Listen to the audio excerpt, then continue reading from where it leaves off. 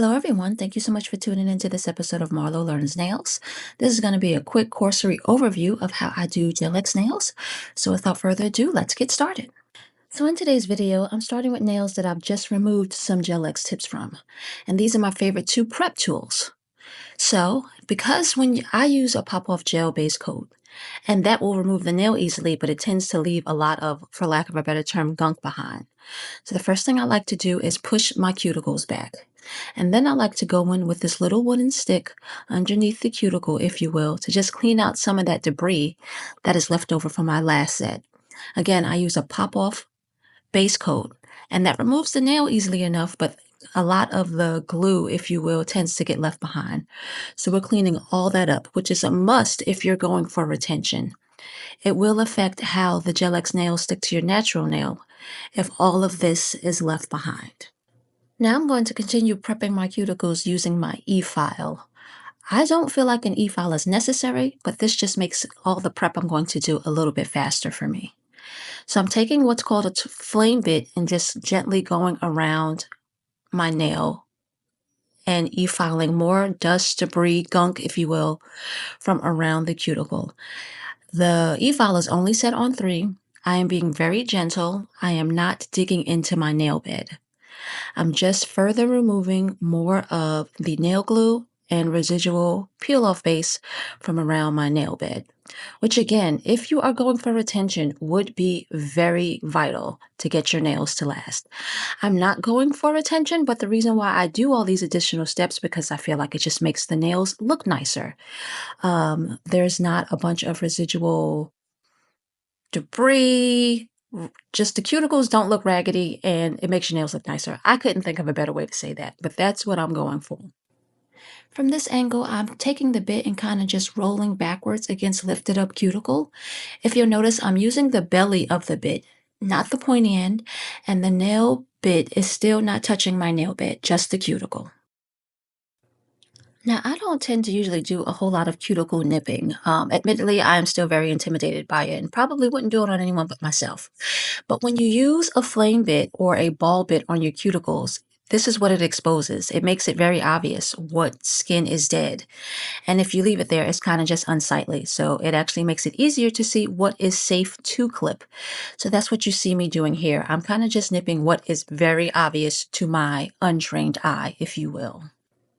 And now I'm using a ball bit. Again, the e-file is still just on 3. As you can see, I'm still just going around my cuticle. It's kind of like a final buffing, if you will, around the cuticle. If there's still any dead skin, that's being filed and buffed away for a cleaner look. It just makes the nails look so much prettier. And I will say, when you're using these tools, the e-file is parallel to my nail bed. It is not at a 45-degree angle. I am not digging into the nail bed because that is how you get dents in your nail bed. A mistake I've made so you don't have to. So just be gentle. Keep the e-file very low. Make sure you have an e-file that has a digital display so you know exactly what setting it's on and we don't have guesswork. And again, still just pushing back on my cuticle, not digging into the nail bed. But you can see how it's just lifting up anything that's dead, anything that would prevent the Gel X tip from sticking to your natural nail and making it so that it wouldn't last a very long time. And it just makes it look so much nicer.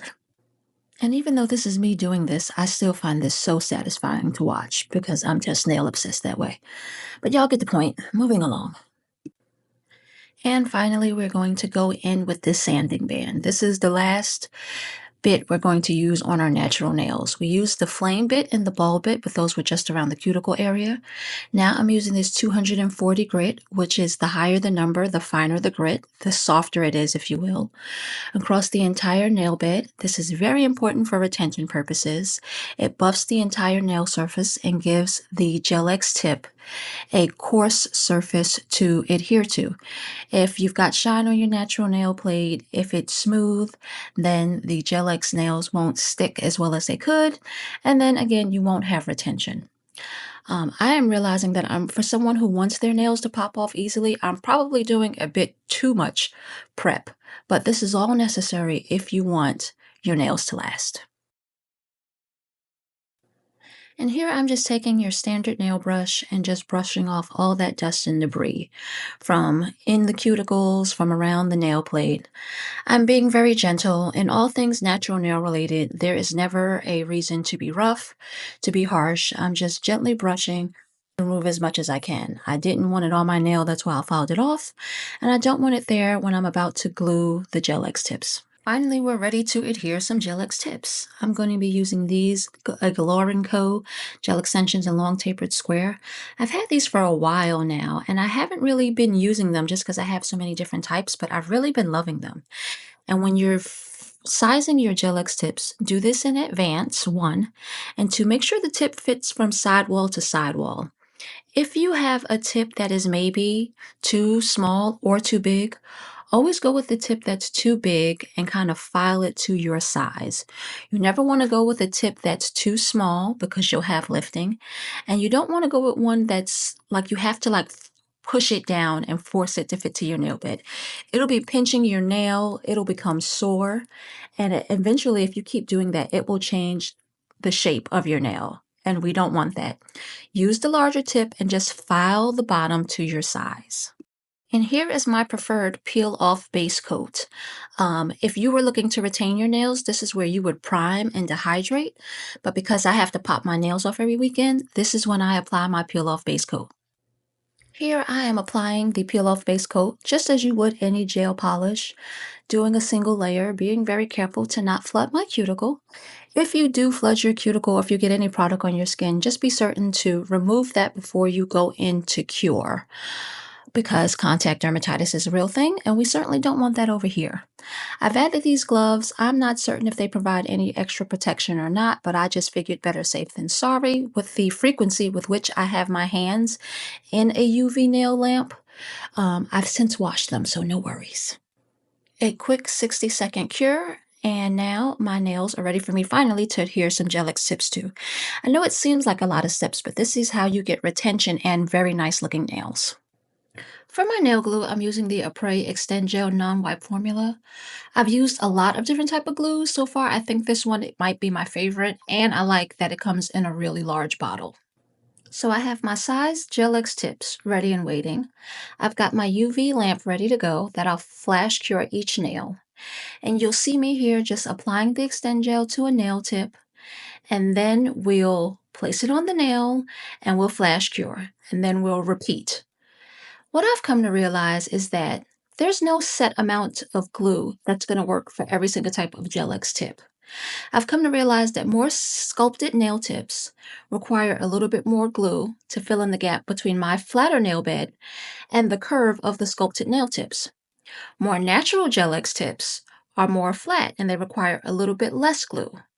So I just have to kind of play it by ear depending on what type of Gel X tip I'm using.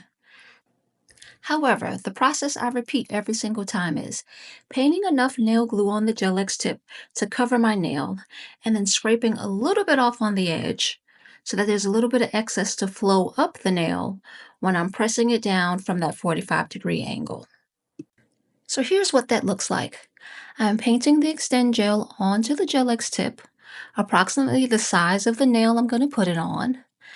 And then I've got a little bit of excess towards the base so that there's Extend Gel available to flow up the nail as I place it at that 45-degree angle. Watch closely. I allow the Extend Gel to flow up my nail, and then as soon as it gets near the free edge, I take it towards the UV lamp because you don't want the Extend Gel to run over your free edge and potentially get on your skin and then you cure it on your skin. You want to do your best to actually, even if you have more glue that could go over your free edge, you want to do your best to cure it while it's at the free edge. So one more time, I've got enough Extend Gel on there to cover my natural nail. I'm placing the Gel X tip at a 45-degree angle, pressing down, letting the Gel X flow to the free edge of my natural nail. As soon as it gets close, I go in for my flash cure so the Extend Gel does not go over my free edge onto my skin. And if you do that a couple more times, you've got a full set of Gel X tips on.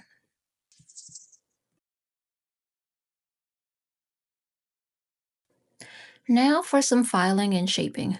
Admittedly, I don't do a whole lot of filing and I definitely stay away from shaping these nails too much. I buy them in a shape that I want, so I don't feel the need to do a whole lot of shaping. I'll file the edge just to make sure it's super square, and there's these little tips at the end of extra plastic for whatever reason that need to be filed away. And then I'll do some filing on the side just in case I have any extend gel poking out from right there and to make sure the shape is nice and square and even and sharp. But that's about all I do. I don't spend all day filing these nails. Once I'm done with that little bit of shaping with the hand file, it's time to pull out our handy dandy e-file again.